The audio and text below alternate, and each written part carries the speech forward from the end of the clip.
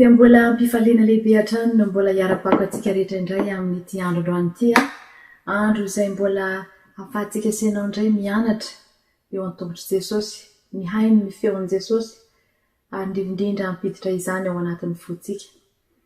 Fotoam-pankalazana ny amin'ny fanomezam-boninahitra an'Andriamanitra ny 10 taonan'ny zanaky ny FLM eto amin'ny Facebook no ataontsika amin'izao fotoana izao. Ary mbola faly miarabantsika rehetra nahatratra ity herinandro ny Pentekosta ity, atao hoe noho ny fahasoavan'Andriamanitra no nahatratrarantsika n'izany fotoana lehibe eo amin'ny tantaran'ny fiangonana izany. Fotoana izay nahaterahan'ny fiainam-piangonana sy ny asa misiona teo amin'ny tantaran'ny fanaradian'i Jesosy. Misaotra an'Andriamanitra lehibe ihany koa satria anisan'ny nahazo anjara ao anatin'izao fampianarana izao. Ary isaorako manokana ianareo izay tao anatin'ny komity na tsiaro na dia atao hoe efa tia lavitra ty aza ny tenako a, dia mbola manana anjara ao anatin'ny fiangonana ary tena mahafaly ahy izany, tena mahatsapa fa tena mbola zanaky ny FLM na aiza misy ahy. Mialohan'ny andraisako ny anjarako dia hiaraka hivavaka isika rehetra. Mbola fifaliana hatrany Andriamanitra no hiarabana ianao ary isaorana ianao ny amin'izao fotoana izay mbola omenao sy atokanao ahafahana mianatra sy manohy fahalalana indray amin'ity herinandro ity. Misaotra anao indrindra ny amin'ny loha-hevitra izay nomenao anay, ny tianao mba hahatonga anay rehetra hifampandinika mba hampandrosoana ny amin'ny fitiavana sy ny asa tsara. Isaorana ianao ny amin'ny loha-hevitra maro samihafa izay hozarainao aminay ary indrindra misaotra ny amin'ny fitiavanao izay mbola asehonao anay isanandro isanandro. Mamindrafo aminay mamelany elokay Jesosy io ary mbola mangataka ny fitarianao izay fanahy-masina ahatakarana ny hafatra tianao ambara aminay.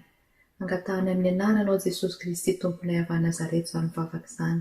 Misaotra mpamonjy eo. Amen. Araka izany dia ny faneva izay noraisin'ny fiangonana moa zany amin'izao fotoana izao dia hitantsika ao amin'ny Hebreo 10 ny 2:4 io a, dia milaza ny amin'ny hoe aoka isika hifampandinika hampandroso ny fitiavana sy ny asa tsara. Misaotra ny Tompo isika ny amin'izany faneva izany satria raha nijereko ny dikateny ny amin'izany atao hoe hifampandinika izany dia ny hoe aoka isika ianao izay efa tena hoe nandray an'i Jesosy Tompo sy mpamonjy ny fiainantsika, ary isika ianao izay mihevitra ny tenantsika ho mpihavana, ho mpirahalahy, mpirahavavy ao amin'ny Tompo mba hiaraka hifameno, hifanohana, hifandray tsara, hifampahery mba hanehoana izay sariny izay atao hoe fitiavana, hanehoana ny sariny izany atao hoe asa tsara izany. Eto dia hitantsika tsara fa ny ten'Andriamanitra dia mitodika manokana amintsika izay efa ao anatin'izany fanarahan'i Jesosy izany. Tiako mihitsy ny amin'ilay hoe ny asa tsara satria tsy famelomana ny tena ihany na hoe fikatsahana zavatra mahasoa ny tena ihany izany zavatra atao amin'ny asa tsara izany, fa tena hoe ho fanehoana ny voninahitr'Andriamanitra ny amin'ny fahafahantsika manampy ny hafa ihany koa, mikendry izay mba mahasoa ny hafa ihany koa, izany natao hoe asa tsara izany. Raha ny tena jerena moa dia tena hoe ny asan'i Jesosy, ny asa-pamonjena nataon'i Jesosy ny tena asa tsara indrindra, ary mikendry ny firaisan'ny mpianatra, mikendry ny fihavanan'ny mpianatra, ny fifankatiavan'ny mpianatra, izany no ny zavatra nikendren'i Jesosy izany. Hitantsika tsara fa amin'ny andron'ny Pentekosta dia andron'ny filatsahan'ny fanahy-masina. Filatsahan'ny fanahy-masina izay nolazain'i Jesosy raha ny an'i Jaona no hidirantsika dia Jaona 2:7 dia hoy 9 azafady dia hoy izy hoe amin'ny anaran'i Jesosy ny fanahy-masina raha andeha izy zany dia aniraka ny fanahy-masina, iraka avy amin'ny ray amin'ny anarany, ampianatra antsika ianao ny zavatra rehetra, ampianatra antsika ny zavatra rehetra, izay zavatra tokony ho fantatsika ny amin'izany fanarahan-dian'Andriamanitra izany, zavatra tokony ho fantatsika ny amin'izany hoe efa nandraisantsika an'i Jesosy Tompo sy mpamonjy ny fiainantsika izany. Ary ny eo amin'ny andiny faharoa izy dia nilaza ny aminy hoe ny fanahy masina izay ampatsiaro anareo ny zavatra rehetra. Raha sendra-dininareo izany hoe mamerina amintsika ny amin'ny lalàna marina izay efa nandehanan'i Jesosy, mampafantatra antsika, mampatsiaro antsika, manapirofo amintsika ny amin'ny atao hoe tena zava-dehibe amin'Andriamanitra isika ka dia hampatsiarovana ny amin'izany asa lehibe efa nataon'i Jesosy izany. Hiditra amin'ny loha-hevitra izay anjarako amin'ity androany ity dia ny amin'ny atao hoe ny mahatsara ny fizahan-toetra eo amin'ny fiainana kristianina. Mety misy milaza amintsika angambany hoe madame Landy mba hafahafa koza ny teninao izany fa zavatra mafy be, zavatra tena ila tsy ho zaka ve dia lazainao fa hoe ny mahatsara an'izany. Tena marina, tena manaiky ny teninao tena manaiky fa tena tsy mora le izy. Ary tena hoe raha raisina amin'ny fomba fijerin'olombelona le izy dia tena hoe tena fa tena ahoana loatra ny Andriamanitra no tena mamela antsika ao anatin'izao zavatsarotra izao. Maninona no mamela antsika ao anatin'izany fitsapana lalina sy mahamay izany izy? Amin'ny maha olombelona dia tena marina izany, tena tsy diso izany. Kanefa eto dia ny fizahan-toetra resantsika eto dia fizahan-toetra izay ataon'Andriamanitra, kendren'Andriamanitra atao amiko sy aminao izay efa nanaiky an'i Jesosy ho tombony sy mpamonjy ny fiainana, dia mba hananantsika ilay endrik'Andriamanitra, tiany hitovy endrika aminy, tiany hanana ilay fiainam-pahamasinana, tiany hanana ilay fiainana izay ahafahana hitarafana ny fitiavan'Andriamanitra, mba ahafahan'ny olona mahita an'izany ankalaza an'Andriamanitra. Tahaka nefa nilazainy any amin'ny Matthieu 5:7-10 dia hoy izy hoe sy 7:11, ianareo ny fanasy ny tany, ianareo ny fahazavan'izao tontolo izao. Midika izany fa tsy misy olona afaka hametraka ny jiro any ambanin'ny vata famarana fa mba olona izay hametraka ny jirony eo amin'ny fitoeran-jiro mba ahitan'ny olona izany fahazavana izany ka ahatonga ny olona ankalaza an'Andriamanitra. Izany hoe ny tiana ho resahana eto dia izao ny fizahan-toetra izay ampandalovana antsika kristianina io dia fizahan-toetra izay tian'Andriamanitra hamerenana amin'ny laoniny ny fahazavana izay efa napetraka tao anatiko sy tao anatinao. Tian'Andriamanitra hamerenana amin'ny laoniny ny fahamasinana izay efa nomeny antsika tamin'ny alalana nandraisantsika ny fanahy masina. Tian'Andriamanitra hamboarina indray izaho sy ianao anatin'izay. Ny fizahan-toetra raha te-haka ohatra fotsiny azo ohatra akaiky mahita fiara anankiray tsika, fiarakodia anankiray. Tsy maintsy atao révision isaky ny fotoana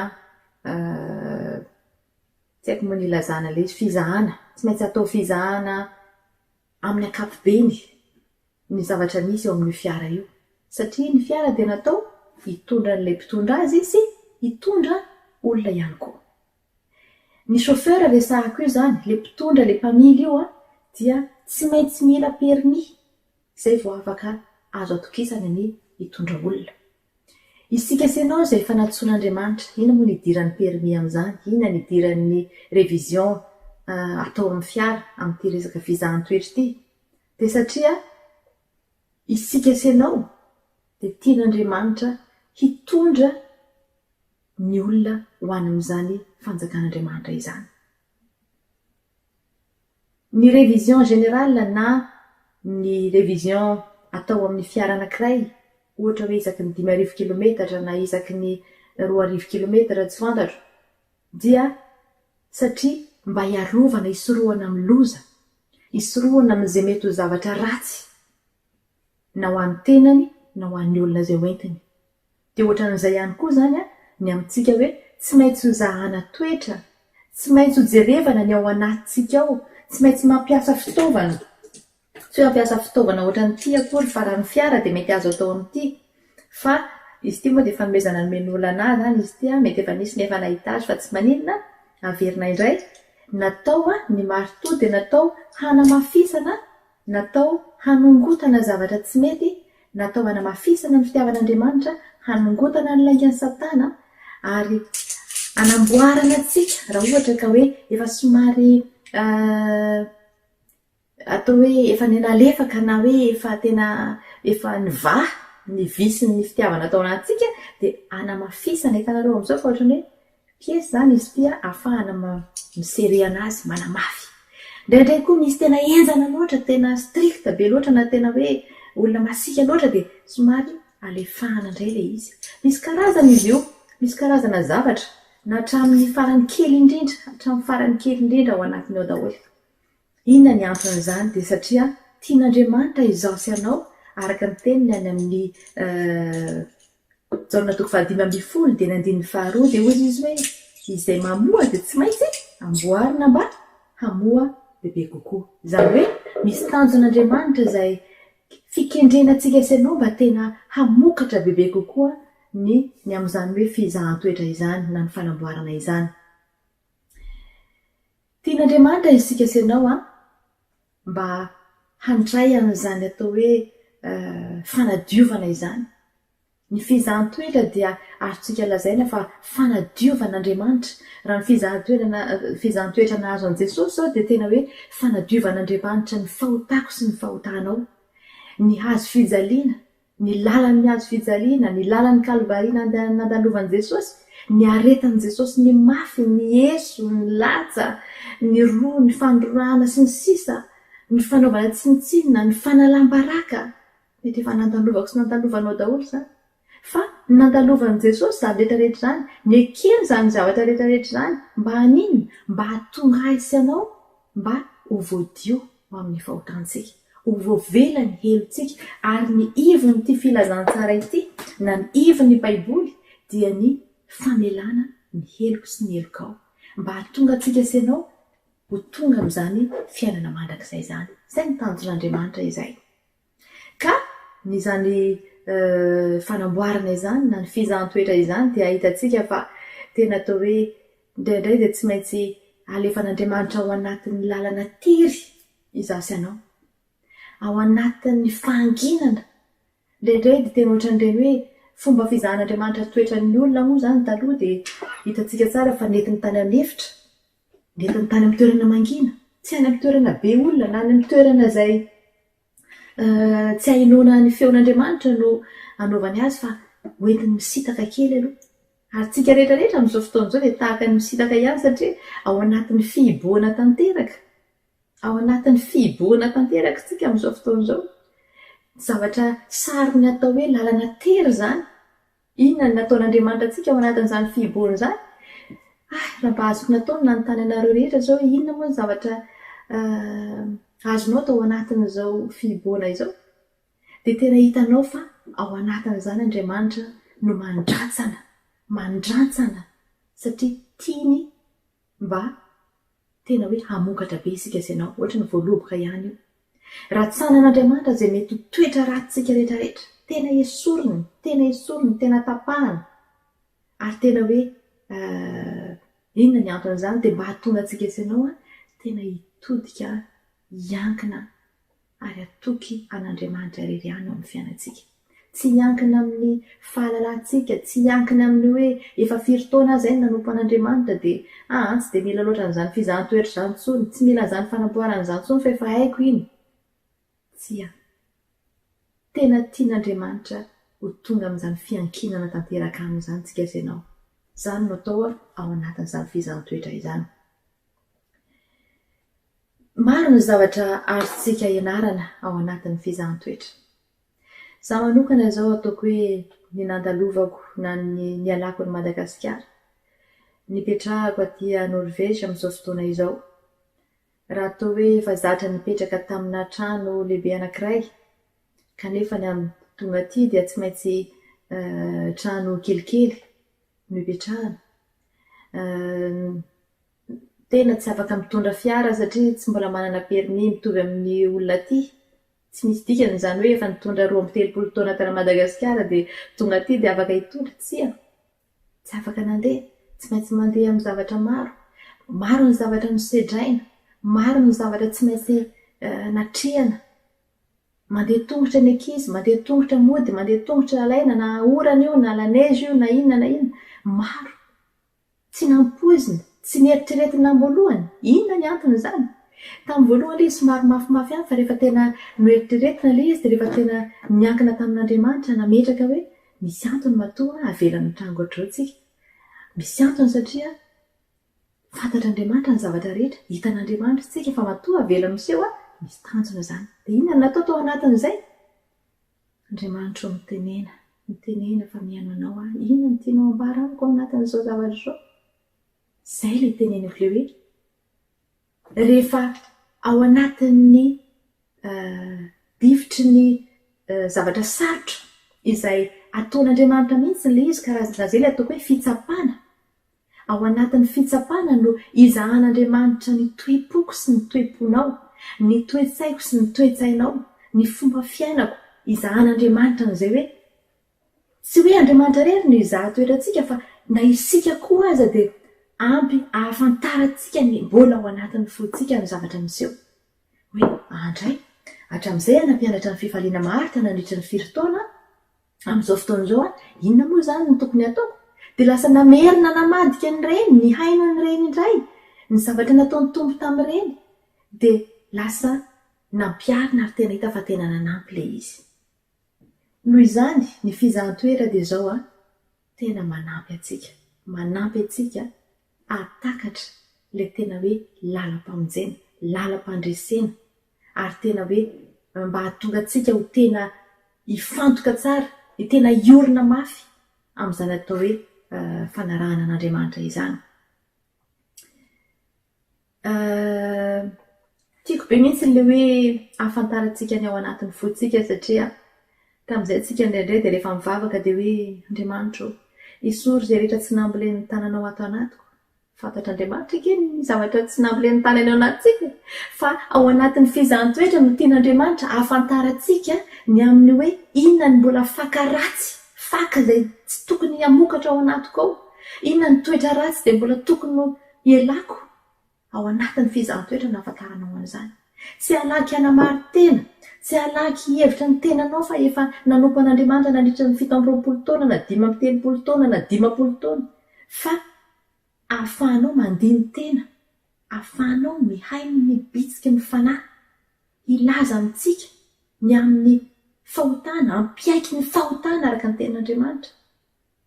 Ahafantarantsika hoe inona ny toetra tokony mbola ialako, inona ny toetra tsy ahitany olona ny famasinan'Andriamanitra amiko, amin'ny fiteniko, amin'ny famindrako, amin'ny fampianarako, ny amin'ny fomba fifandraisako. Betabe ny zavatra ianarantsika ao anatin'izany. Noho izany dia averiko ilay loha-hevitra ny amin'ny hoe ny mahatsara ny fizahan-toetra, zavatra tsara io iavako. Tena zavatra tsara io. Tena ilaintsika ny mahafantatra ny ao anatintsika ao. Mba hahatonga antsika tsy halaky hanameloka ny hafa zany. Tsy hahatonga antsika halaky tsara ny olona. Satria lasa amin'izao fotoan'izao lasa mifampitsaratsara fotsiny zany no tena zavatra misy amin'izao. Ny fiorenana amin'Andriamanitra lasa efa ambiny fotsiny. Noho izany raha fitiniko zany dia natao hoe fizahan-toetra dia fanomanan'Andriamanitra atsika sy ianao mba ho tonga fantso-pamonjena, ho tonga loharano-pamonjena ao anatin'ny fiangonana anankiray. Avelan'Andriamanitra iseho amin'ny olona anankiray ny fizahan-toetra ary rehefa tafavoaka tao iny, iteny tahaka ny nataon'i Davida tao amin'ny salamo 119:1 dia hoy izy hoe tao an-katerenany ny antsokanao Jehovah ary namaly ahy ianao ary noalalahanao anampahalalanao ahy. Izany hoe olona izay efa nandalo an'izany fahaterena izany ary nahatsapa fa nampahalalàn'Andriamanitra no afaka hitondra izany famonjena sy vaovao mahafaly ho amin'ny hafa izany. Loharam-piadanana ary hitondra izany atao hoe shalom izany eo amin'ny sehatra misy anazy rehetrarehetra, ny amin'ny tokantrano, ny manodidina azy, ny firenena, ny fiangonana. Izany no ataoko hoe fanamboarana, vokatra ny fanamboarana ataon'Andriamanitra amin'izany fizahan-toetra mahazo antsika izany. Tsy ny hoe ny fananantsika ny Baiboly tsara, ny fananantsika ny Baiboly fa tsy ny fananantsika ny Baiboly na ny fahalalantsika ny dogma samihafa na ny fananantsika fahalalana maro. Tsy izany akory no ahafahantsika tena hoe voavoatra tsara, afaka hitompontsika tena fa hoe za tena efa kristianina, tsy maintsy mandalo fizahtoetra, tsy maintsy mandalo satria io dia ahafahantsika mampivelatra atsika, ahafahana mampivoatra ny saitsika. Betsaka ny tombontsoa azo avy amin'izany atao hoe fizahtoetra izany.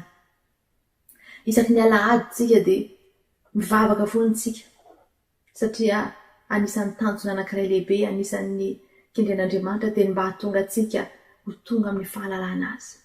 Ary mivavaka tsika isaky ny alahady mba amin'ny alalan'ny fanahinao masina, mba hitombo isika amin'ny fahalalana marina azy an'Andriamanitra io zany sy ny sitrapony, ary ny fanoavana marina ny teniny mba ho tonga amin'ny fahasambarana mandrakizay tsika. Zany hoe amboariny tsika isan'andro isan'andro, tsika dia mangataka foana mba ahatonga atsika ho tonga amin'izany fahalalana marina an'Andriamanitra izany. Ao anatin'ny fahaterena, matetika dia nentin'Andriamanitra nanefitra ny olona rehefa hoe tia mitenenana. Matetika dia nentin'Andriamanitra amin'ny fahanginana, satria ao tsy misy feo hafa henony ankoatra ny feon'Andriamanitra. Raha tonga teto aho, tsy nahita nizaniza fa tao anatin'ny fihiboana ny ankamaroan'ny olona. Mandeha rerena an-dalana eny aho, dia sendra nihaino radio kely aho tamin'izay, dia mitady kanalina inona aiza misy radio kristiana. Tena nitalao Andriamanitra, aiza ianao mitenena amiko ianao, inona ny antony hitondranao anahy aty? Ny radio hitako voalohany indrindra dia niteny hoe misy hira anankiray eniny dia hoe izao ny Andriamanitra. Gaga, izao ny Andriamanitra. Zany hevitra ny tenako fa irery dia hoy izy hoe izao ny Andriamanitra. Kelikely nalefako indray ilay izy dia miresaka momba ny hoe ampoanao ny fahasoavako. Fa tsy tena avy dia novalian'Andriamanitra izay fangatana tao anatiko izay, satria tao anatin'ny fahaterena no niantsoko azy, ary ny anarako tena hoe niankina tanteraka aminy, nangataka taminy inona ny sitraponao Andriamanitra. Tsy ny sitrapoko ny tiako atao rehefa tonga eto, fa ny sitraponao, satria fantatro fa raha ny sitraponao no tanteraka amin'ny fiainako dia tena mahasoa mandrakariva ny zavatra omenao, mahatsara mandrakariva ny zavatra omenao, tsara mandrakariva ny zavatra omenao. Raha tsy nandalo an'ilay fahasarotana, fahaterena, dia mety tsy nahatakatra an'izay. Raha nipetraka tao amin'ny trano tsara, mety avy dia nahay nitondra fiara, nafaka nazo ny zavatra rehetra, avy dia ohatrany nandeha ho azy daholo ny zavatra rehetra, tsy ariavako, tsy nahatakatra ny tian'Andriamanitra ho atao. Tsy nitombo ny fahalalako, izany hoe tia izany zao zavatra anankiray izay tiako ampisehoana amintsika ny amin'ny hoe nandalo an'izany fitsapana izany. Raha vao tonga ianao zao dia efa mety nandalo fitsapana maro samihafa ianao zany ohatra. Eto aho zany zao ohatra amin'izao fotoana izao. Dia hoe inona indray ary Andriamanitra, vao tsy ela ny vao nisy dia efa inona indray ity? Na hoe hiverina kely ato aho, ity vao tsy ela dia efa nisy an'ity indray, dia avy eo dia misy indray, dia fa maninona tsy mety mitsahatra ilay izy?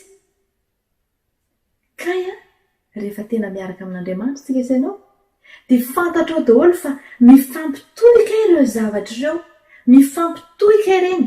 Ary rehefa tonga eto amin'ny raha raintsika hoe vokatry ny fanahy izy ity, misy sivy izy ao, dia hitantsika fa rehefa tonga amin'ny fahamarinana ohatra, na eo amin'ny famondram-po, fahamarinana dia ohatrany ela be ilay fizahatoetra, satria mety misy zavatra tsy marina nataonao, na mety misy zavatra be da be mbola tsy vitanao ny manaja ny fahamarinana, tsy manaja ny rariny, tsy manaja ny hitsiny, dia tian'Andriamanitra tsy maintsy hoe alefa foana. Ary mety misy ary ny olona miteny anao hoe izany ve mba mpivavaka, kanefa rehefa tena jerevanao ilay izy mifampitohy ilay tantara. Ary rehefa tena miaraka ilay izy dia mety ho lazain'izao tontolo izao hoe tena efa tsy mihaino izao Andriamanitra izao. Izany fizahatoetra izany dia tena efa tsy izy mihitsy, kanefa ho antsika kristiana izay manaiky dia lasa tahaka ny satroboninahitra ilay izy, lasa hisaorana ao an'Andriamanitra ilay izy. Hoe soa ihany nandalo an'ireo rehetrarehetra ireo, tsy maintsy zahana toetra daholo ireo vokatry ny fanahy rehetrarehetra ireo. Izay tsika isanao vao afaka hitondra izany satroboninahitra izany, izay maharitra hatramin'ny farany no vonjena ho ny ten'andriamanitra. Tseratiaritra kely ihany ny resahako an'izy iny satria tiako ny ampaherantsika ao anatin'izay hoe tena tsara ny olazahana toetra satria ny rehefa andriamanitra no jerevana, rehefa andriamanitra no atopontsika ny an'andriamanitra ny masontsika rehefa mandalo aditsika dia ho hitantsika fa misy vokatra tsara ao anatin'izay. Misy vokatra tsara hitombo amin'ny finoana isika, hitombo amin'ny faharetana isika, hitombo amin'ny fifaliana isika. Inona ny antony ilazako ny amin'ny finoana? Dia satria ny finoana dia avy amin'ny ten'Andriamanitra. Ary ny ten'Andriamanitra dia hitantsika ao amin'ny tenin'i Kristy. Raha ny Romana 10:17 no lazaina. Ny finoana dia satria rehefa ao anatin'ny zavatsarotra isika dia lasa matoky an'Andriamanitra, lasa mitady an'Andriamanitra dia lasa teraka ny fahatokisana an'Andriamanitra. Lasa hitanao mihitsy ny hoe tena Andriamanitra no miahy ny fiainanao, Andriamanitra no mikarakara anao, mitombo amin'ny finoana antsika isanao. Ary rehefa mitombo amin'ny finoana antsika isanao dia araka ny tenenin'i Paoly any amin'ny Galatiana 5:9 dia hoy izy hoe ny finoana dia miasa amin'ny fitiavana. Ary rehefa manana fitiavana antsika isanao dia lasa manana faharetana. Hitantsika ny amin'ny vokatry ny fitiavana amin'ny Korinthiana 1:3-7 dia milaza izy ny amin'ny hoe ny fitiavana dia maharitra amin'ny zavatra rehetra, mino ny zavatra rehetra, manantena ny zavatra rehetra. Izany hoe ilay faharetana, ilay fizahan-toetra mitarika antsika ho amin'ny finoana, mitarika antsika ho amin'ny fananantsika fanantenana. Ary ny olona manana fanantenana no manana faharetana. Fa raha tsy manana fanantenana antsika isanao dia tsy hanana an'izany faharetana izany. Tsy mba natiorantsika olombelona manko izany hoe maharitra izany. Vitsy ny kristianina mangataka an'izany hoe faharetana izany. Hany ka rehefa tonga indraindray eny amin'ny parkina dia hitanao fa misy kristianina anankiroa mifampivazavaza. Fananina nalainao ny toerako, fananina izao. Tena indraindray tena gaga ianao rehefa mahita olona hoe inona reto olona reto. Fizahan-toetra daholo izany. Mety tsy fady sy olona anankiray fa mety nataon'Andriamanitra mihitsy hiseho mba hahatonga an'ilay anankiray hahatsiaro tena hoe andray ity toetrako e, andray ity vavana voakako e. Na ny amintsika amin'ny Facebook, na eo amin'ny zavatra maro angeny zavatra hitantsika, toetra hitantsika miseho ao anatin'ny Facebook. Rehefa mamaky dia indraindray ny ao anatin'ny fon'ny olona no mivoaka. Rehefa tena ny abetsahany ao am-pon'ny olona no mivoaka dia tena hitanao fa maro ny olona izay mbola mila zahana toetra. Fa tsy maninona, tsy maninona. Avy ianao iseho, ahafahanao ianao ihany mandinika amin'ny farany hoe dia asoriko ity publication nataoko ity fa baraka fa hitany ity zavatra nolazaiko ity. Rehefa vita ny fizahan-toetra anao. Hitanao fa tena mahasoa antsika ary tena misy vokatra tsara izany fizahan-toetra izany. Raha izany ary natao hoe vokatra tsara, inona ary ny tokony ataontsika hiatrehantsika an'izany fizahan-toetra izany? Inona ny tokony ataontsika? Mangatsika izao ny andro ana Madagasikara. Ary efa betsaka nefa niomana melony amin'ny akanjo mafana na ny lamba mafana hiatrehana an'izany atsika izany. Dia ohatran'izany ihany koa ny hoe rehefa mandalo an'izay ilay atsika izay. Hitanao tsara izany hoe raha nilaza Jesosy teo amin'ny Jaona 2:17 izay tenin'Andriamanitra tena niatra teo amin'ny fiainako.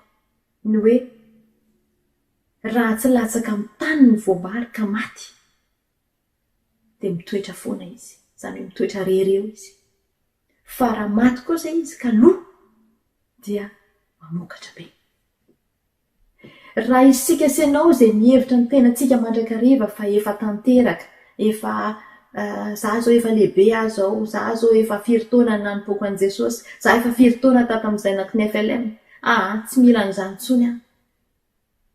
Tsy hamokatra ianao. Tsy hamokatra aho. Raha izany ny toetrantsika. Fa anaraka ny fomba ny tenenin'i Jesosy io, ny hoe hilatsaka amin'ny tany, hanetry tena hitady ny tavan'Andriamanitra. Hanetry tena dia rehefa tonga ny voam-bary anankiray rehefa tonga ao anatin'ny tany dia mangatsika. Ary rehefa mangatsika dia lasa lo. Dia rehefa loha iny izy a dia lasa misy fivakisana. Dia rehefa vaky izy a dia hitanao fa misy zavatra mitsiry. Dia ohatran'izay koa tsika isanao mety mandalo an'izany fangatsiahana izany, matsiaro irery, matsiaro hoe tena tsy rarahin'ny olona, matsiaro tsy misy lanjany ao amin'ny fiarahamonina, matsiaro tsy misy mpanampy, matsiaro tena hoe tsinotsinona. Tadidio fa lainga izany. Feo an'ny devoly izany. Feo an'ny devoly izany. Fa eto Andriamanitra matoa mamela antsika ao anatin'izay dia satria tian'Andriamanitra izaho sy ianao hamokatra. Vokatra ho azy ho anao ary vokatra ho an'ny mpiarabelona amintsika. Tian'Andriamanitra izaho sy ianao mba raha ny ara-panahy no resahako izany hoe fiatrehantsika an'izany fizahantsoetra izany dia tokony hijery an'izay fomba nataon'i Jesosy izay. Jesosy Kristy na dia nanana ny endrik'Andriamanitra ary dia nanaiky nidina, nanaiky nampahantraina mba hahatonga antsika isanao hisandratra, mba hahatonga antsika isanao hanan-karena. Noho izany mijery an'i Jesosy, raha tiako be tia ilay hoe inona ny zavatra nataon'i Jesosy, what would Jesus do? Inona ny mety ho nataon'i Jesosy? Mijery ny zavatra nataony. Jesosy dia efa nandalo an'izany natao hoe fahatsiarovana izany hoe tena fahadiran'ovana ny fanahiny. Mafy be ny zavatra nitalovany. Tsika isanao mety efa nandalo an'izany hoe maty ny havako, na raty hanina. Efa fantatra Jesosy izany ary izy no mahafantatra ny vahaolana. Tia mijery azy tsika ao anatin'izany fiatrehana ny fizahantsoetra izany. Hitantsika tsara fa milaza mihitsy Jesosy hoe eto amin'izao tontolo izao, raha mijaona toko 12:7, eto amin'izao tontolo izao natanareo fahoriana kanefa tsy arovy fa izaho efa naharesy izao tontolo izao. Mianatra aminy tsika izany. Mianatra mandinika ny teniny, mianatra mifandray aminy, connecté ohatran'ireny hoe tsika isanao connecté amin'ny wifi mba hahafahantsika mifandray. Tena hoe tsy iain'ny feon'ny devolitsika fa tena iaino an'ilay feon'Andriamanitra. Ka rehefa zahana toetra na enjehana na ohatran'izany dia tsy hamaly fatiny, tsy hamaly ratsy ny ratsy fa hamaly soa ny mpanao ratsy atsika. Hiteny ampitiavana, hamaly amin'ny feo malefaka fa tsy miakatra. Rehefa misy olona miakatra dia ianao nataonao midina. Fa raha samy miakatra dia hitanao fa misy resy ny ankizy hoe tsisy mihaino. Fa mila manana an'izay fo mandefitra izay. Vokatry ny fizahantsoetra daholo izany. Hiatrehantsika an'ilay izany dia izao tena hoe tsy hamaly ratsy ny ratsy tsika, hametraka ny adintsika amin'Andriamanitra tsika, angina tsika, hiteny ampitiavana tsika, hanome an'izay mangataka amintsika tsika na dia atao hoe mihevitra antsika ho fahavalo azy izy dia hitanao fa mampahery anao izany. Raha eo amin'ny vatana indray dia tsara ny hoe manao fanatanjahantena. Ilaina ny fanatanjahantena, ilaina ny mandeha tongotra maharitra na dia ataoko hoe 3 kilometatra isan'andro azy. Ilaina ny mihetsiketsika kely satria lasa io olona be fo be io tsika rehefa sendra ny ady, rehefa sendra ny fitsapana na fizahantsoetra mahamay dia lasa io be fo io dia lasa be famaliana dia mora tezitra dia izany rehetrarehetra izany nefa dia ilaina miara-miasa satria vatana saina fanahy tsika isanao. Tsy ny fanahy fotsiny kolokoloina sy kajokojagojaina fa ny vatana ihany koa satria nomen'Andriamanitra antsika io, tempolo nomen'Andriamanitra antsika io ary mila karakaraina, mila manao izay mahafinaritra anao ianao, izay fanatanjahantena sahazanao dia tokony atao. Fa tsy hoe raha ao anatin'ny herinandro tsika tsy mbola nandeha tongotra na dia 10 kilometatra aza dia tena hafahafa. Ary tena hitanao fa reny olona be fo, lasa be fo be ianao, tsy mikoriana tsara ny lalan-drà dia tena tsy mety amin'ny fahasalamana. Kanefa isika sy ianao dia tian'Andriamanitra olona chauffeur mpamily salama tsara fa tsy hoe mpamily marary no hitondra olona any amin'ny fanjakan'ny lanitra. Mila ihany koa misotro rano be, misotro rano tsara, misotro rano ampy satria tena ilain'ny vatantsika izany. Farafaratsiny 2 litatra sy tapany isan'andro mila lanitsika. Torohevitra tsotra fotsiny izany ataoko izany ny amin'ny fiatrehana izany atao hoe zavatra ady atrehantsika ao amin'ny fiainana. Ary eo ihany koa ny saina, vatana, saina, ny fanahy. Fa ny saina dia ny hoe mba ahasalamany saitsika dia tsara ihany koa ao anatin'izao fiboana izao a ny mamiresadresaka amin'olona na dia mba mifandefa sms na dia mifampiantso mba mandefa crédit kely ronjato e indraindray dia efa ampiresantsika mba analana n'le fahasorosorena sy ny zavatra mafy andalovantsika dia rehefa mba miantso olona dia mba le olona hitanao fa ampahery anao atsona olona izay tsy hitanao fa olona tsy hanome hery anao fa hifosa olona fotsiny ny ataony na hanaratsy olona fotsiny na hanenjika olona fotsiny na hitonanao any amin'ny ratsy aza miantso an'ireny olona ireny rehefa mandalo ady ianao fa alao miantso an'izay olona mahafinaritra hitantsika fa azahoantsika hery mamaky boky manao zavatra mahafinaritra mba mikarokaroka zavatra mahasoa mba mikaroka sakafo tsara indray atao any ankohonana ohatra betsaka ny zavatra azontsika atao hiatrehana an'izany fiboana izany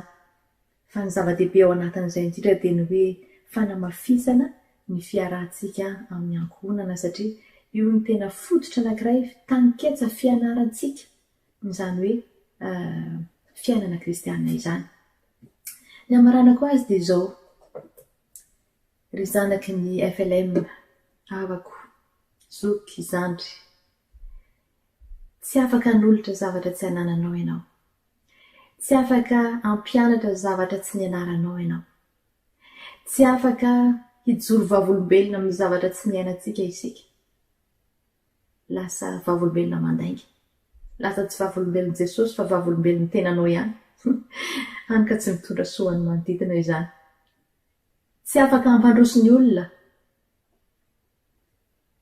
tsy afaka hampandroso olona isika rehefa ao anatin'ny korotana ny fotsika na hoe olona tsy milamina moa ny ilazantsika azy fa tena raha iresaka nyity loahevitra ity tsika ny amin'ny hoe hampandroso amin'ny fifankatiavana sy ny asa tsara dia ny olona efa samy voajahan-toetra ny olona efa samy voaovana izany fizahan-toetra izany sy nandalona izany lalana izany hoe fa hamafina izany fizahan-toetra izany no afaka hampitarika ifampitarika hampandroso ny fitiavana sy ny asa tsara ny asa tsara izay tsy mikendry afa-tsy ny hoe mahasoa ny tenanao sy ny mpiarabelona aminao olona tsy tompo-teny fatratra intsony na hoe olona ny olona voazahan-toetra izany dia olona tsy hiaina intsony an'izany atao hoe mpanao didy jadona izany na hoe tsy mihaino ny hafa izany fa tena mikendry firaisana mandrakariva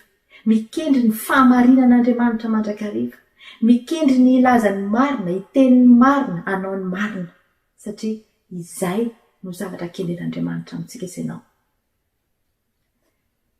raha tsy manao an'izay ngetsika dia izao e lasa mamita tena mamita tena manampy atsika ny fizahan-toetra hitady ny fifandraisana matotra amin'Andriamanitra fa tsy hoe variana lasa manao mission be dia be kanefa ny olona déconnecté na hoe olona tsy nanana fifandraisana tsy mba manana fotoana andinihan-tena tsy mba manana fotoana andinihana soratra masina ho an'ny tenany fa mikendry mandrakariva ny azahoana noty 20/20 na 19/20 amin'ny PM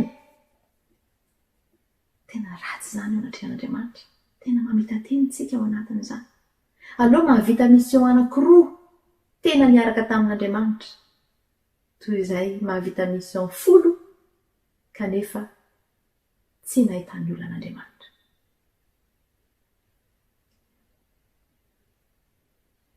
aokatsika amin'izao vanim-potoana sarotra andalovantsika izao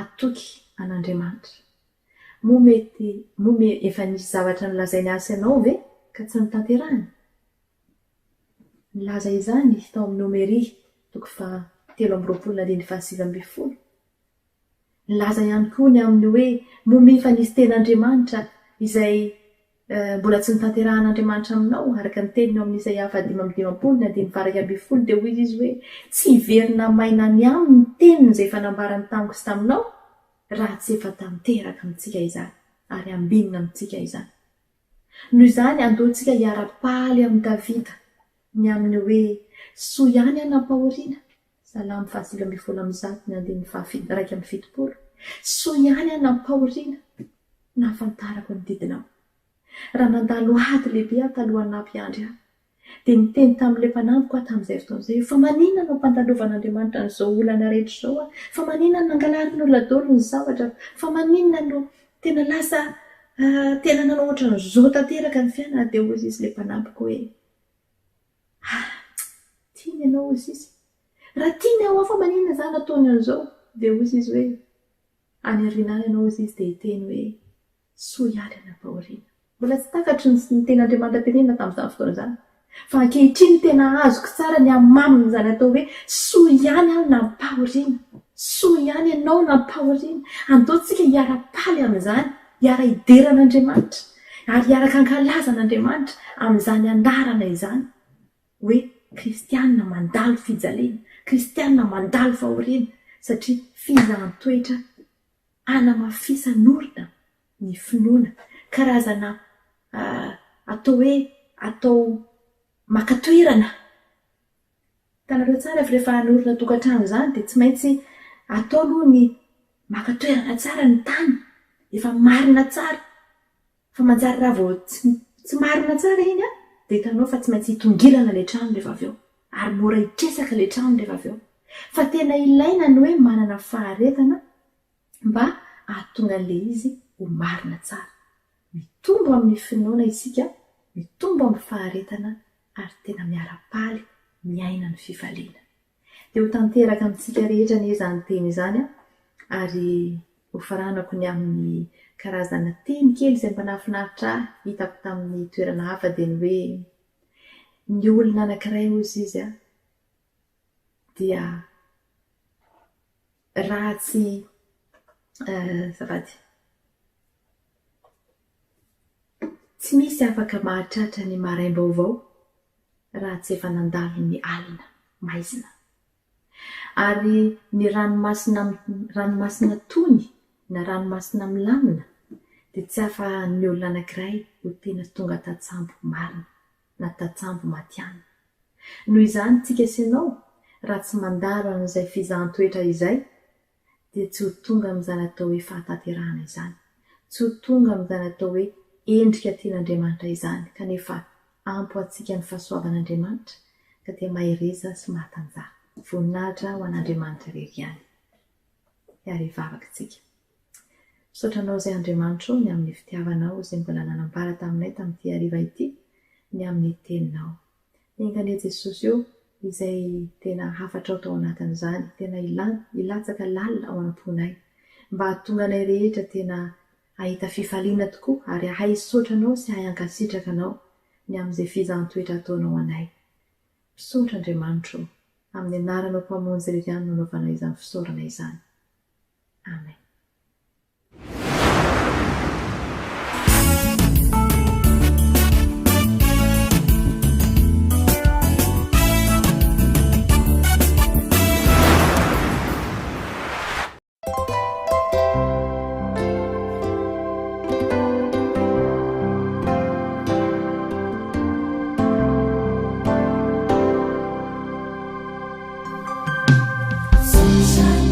Jesus,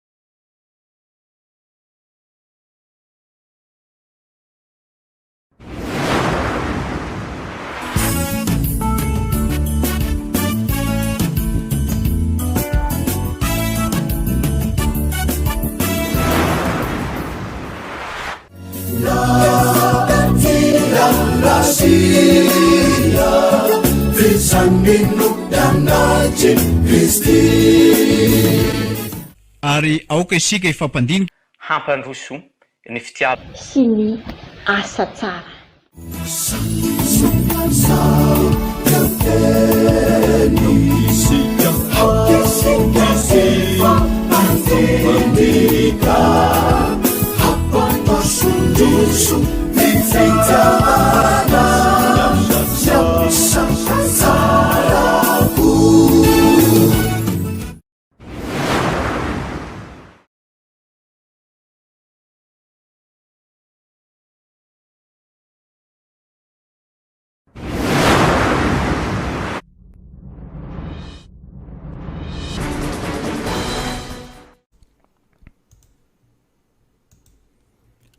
Toby Makedonia Ambatolampy Synodapartany avaratry ny mania na spam.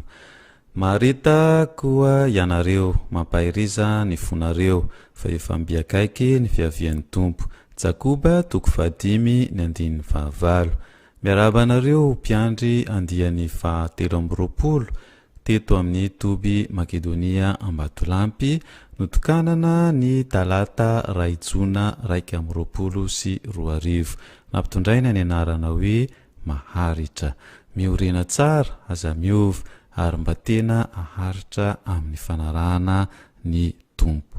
Isaorana Jesosy, isaorana koa ianareo ray aman-dreny ara-panahy sy ny Toby Makedonia Ambatolampy, ianareo ray aman-dreny, ianareo fianakaviana sy tapaka sy namana sy ianareo rehetra antrotram-bavaka sy nanampy be dia be. Izany amaly soa anareo. Ho an'Andriamanitra irery ny voninahitra. Amen.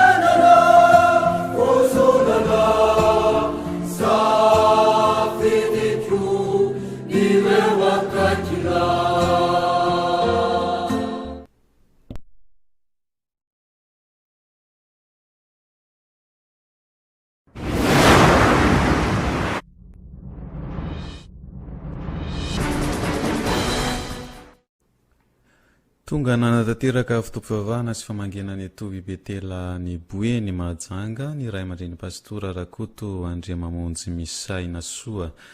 Izy dia avy ao amin'ny Synodapartany Boeny Mahajanga ary arahantsika manaraka izao ny andinindiny fampahafantarana izany toerana novangeny izany miaraka amin'ny kirakira sary sy feo ny namana Tsima avy any amin'ny Synodapartany Boeny Mahajanga.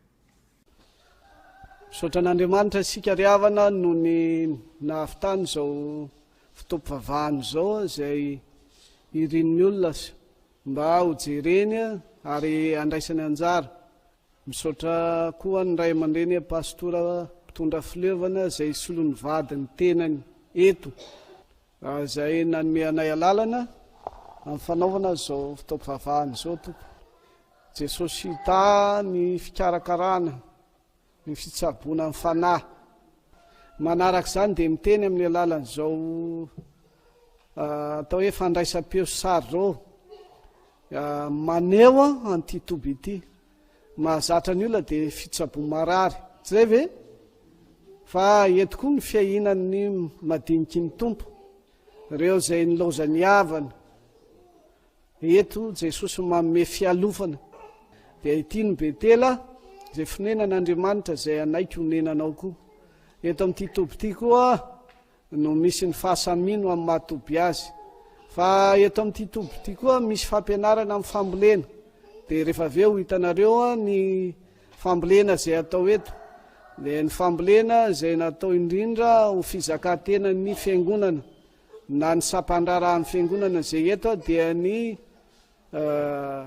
STPL manana manga Zanzibar 500 fototra eo sy citron fa ny tompoko io manana dia izay ho hitantsika reo manga ireo misy manga grefy etsy fa ny synodam-paritany koa manana sy ny fifoazany synodam-paritany izay mety tsy ho tratra fa isaorana indrindranao mba azonao mitondra mambavaka ny asa fitezana tsy ara-panahy ihany fa ny ara-pivelomana koa dia isaorana koa ny mpamatsy vola na ny Amerikana na ny missiona danoazy izay nanoana ny synodam-paritany na ny kristianina rehetra ato amin'ny synodam-paritany indrindra ny fifoazana izay nanao ny fizakantena ny fambolena matsitso sy manga dia izay ny teny foy fa ny sary no anazava azy rehefa avy eo dia amin'ny marana amin'ny fotoana isika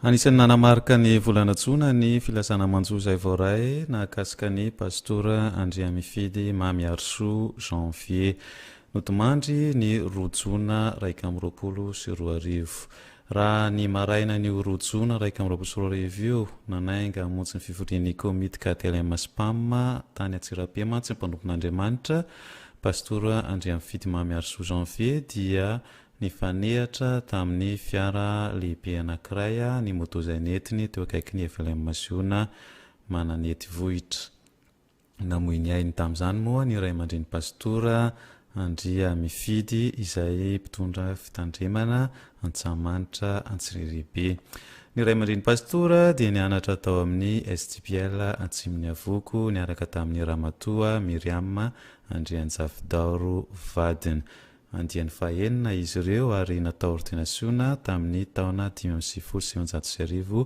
ny ray aman-dreny nitondra fitandremana Antsahamanitra filehona Antsiriribe izy na dia nisy volana vitsivitsy ihany aza nitondrany ny fitandremana Masiny Loharano Masinandrainy tamin'ny taona 3 tanoany naverina hitondra ny fitandremana Antsahamanitra indray izy taorian'izay ka hatramin'izao fotoana farany nandavzany ny fiainany tany izao komity tamin'ny sampana maromaro teo any avosondaparitany Spam ny ray aman-dreny fa ny tena ny tanany andraikitra naharitra dia ny sampana KTLM ny ray aman-dreny dia nalevina tamin'ny 4 Jona 2024 tany Antandrazany dia any Ambodivona izany io Ambodivona io ihany koa no toerana izay nanaovana batisa ny ray aman-dreny pastora tamin'ny fahakeliny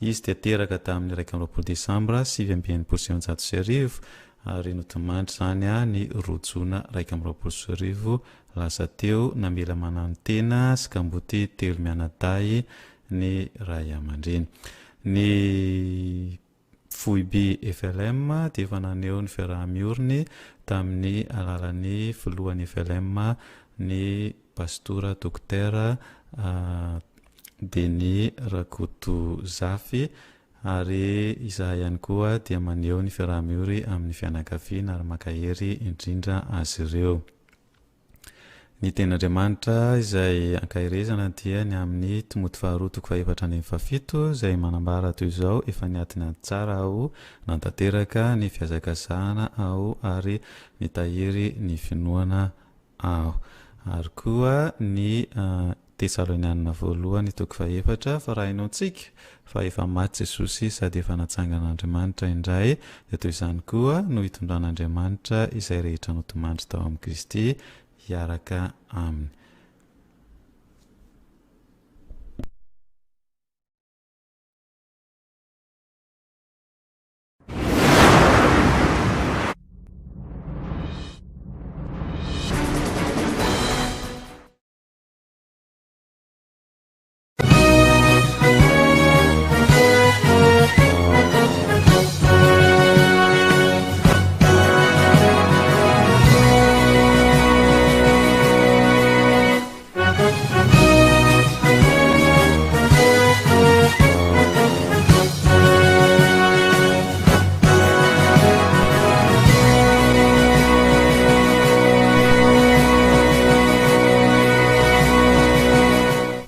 N'Andriamanitra lehibe tokoa isika ry havana manana n'izao fotoana izao ankalazan'Andriamanitra noho ny faha-efapolo taona ny toby fanantenana 7 hektara.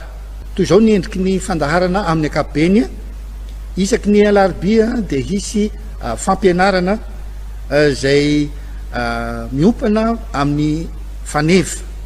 Ny faneva moa raha pahasivina antsika dia ny Korintianina faharoa toko fahatelo andininy faharoa amby folo amin'ny anaran'i Jesosy. Koa amin'izany satria manana izany fanantenana izany izahay dia sahy tokoa amin'izany ary no anivozana fampianarana maro samihafa izay totosain'ireo ray aman-dreny isaky ny alarobia izay fanantenana velona no lohahevitra iopana n'ilay fampianarana mandritry ny alarobia. Ny zoma ihany koa dia hisy ny fampianarana izay nampitondraina hoe miorena tsara. Io ndray dia andraisan'ireo nitaizany ity fiangonana ity na nivoaka teto amin'ity fiangonana ity anjara fampianarana ihany koa ho antsika kristianina tsirairay avy ary famaranana an'izy dia ny iasabosy fikasana anasana ny rasa mangaiky rehetra eto amin'ity fiangonana ity. Inona moa no atao amin'izany hilaza ny asanao. Zay no lohahevitra hitondrana azy. Eo ihany koa ny departemanta. Ny departemanta telo ny andohany tamin'izany. Amin'izao izy dia efa departemanta 7 samy manana ny asany avy ireo departemanta tsirairay avy ireo. Ary ny faritra ihany koa dia tamin'ny voalohany dia mbola tsy nisy faritra ny fiangonana. Ary amin'izao dia misy faritra 120 amin'ity fiangonana ity.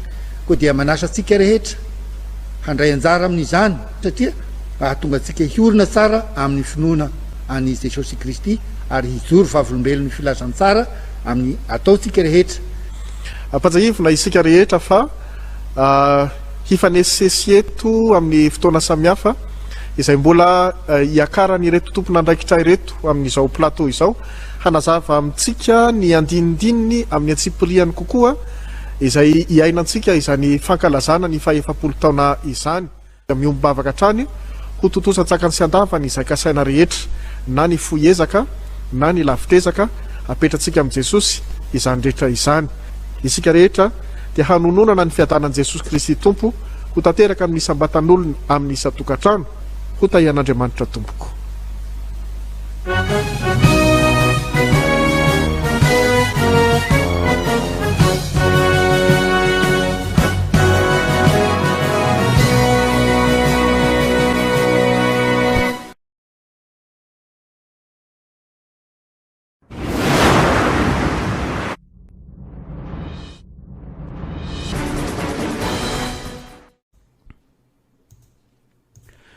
Nankalaza ny 20 taona nijoroany ny antoko-pihira amboara fiterana eto amin'ny FLM ankazo miotra ny 5 jona teo. Fanao fisapeo ho an'ny fiangonana no tsangam-bato ko manasa antsika ifanotrona sy fampitondram-bavaka ny amin'izany. Andro ny pastora eto amin'ny fitandremana ranohira isigala evangelika ny 4 jolay amin'ny rora sasany ho afanain'ny korala Antsanlanitra sy avy eo amin'ny FLM Mandriamanero ary ny sampana rehetra eto amin'ny fitandremana ranohira trotroyam-bavaka. Isataona fa 570 ny toby lehibe farimena efa nivoaka ny programa isataona fa 570 ny toby 500 ariary ny vidiny ary ny piomana rehetra sy ny eny amin'ny toby lovasoa ato madinika raha eto Antananarivo no ahitanao izany.